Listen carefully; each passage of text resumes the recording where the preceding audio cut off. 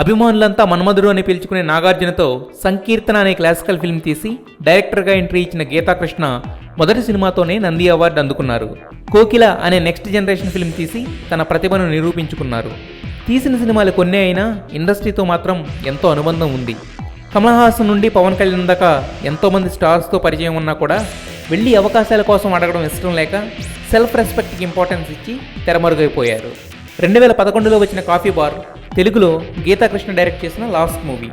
అయితే ఇప్పుడు తెలుగు ఇండస్ట్రీలో ఉన్న స్టార్ హీరోస్ గురించి, ఫేమస్ పర్సనాలిటీస్ గురించి, వాళ్ళ బిగినింగ్ డేస్ గురించి తన స్టైల్లో ఎన్నో విషయాలు చెప్పారు.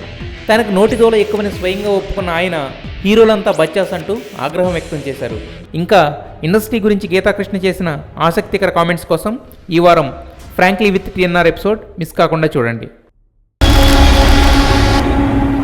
ఆఫ్టర్ ఆల్ 8 వేలు సంపాదించే వాడికి ఎవరు పిల్లనిస్తారు? మహానగరం, ఏసీ రూమ్లో ఉద్యోగం, 25,000 జీతం అంటే వాడి లెవెలే మారిపోతాయి. నీకు కాలేజ్లో ప్రపోజ్ చేసినప్పుడు నాకు ఇష్టం లేదని చెప్పేశాను. ఎన్నారా నేను ఓపిక పట్టగలను?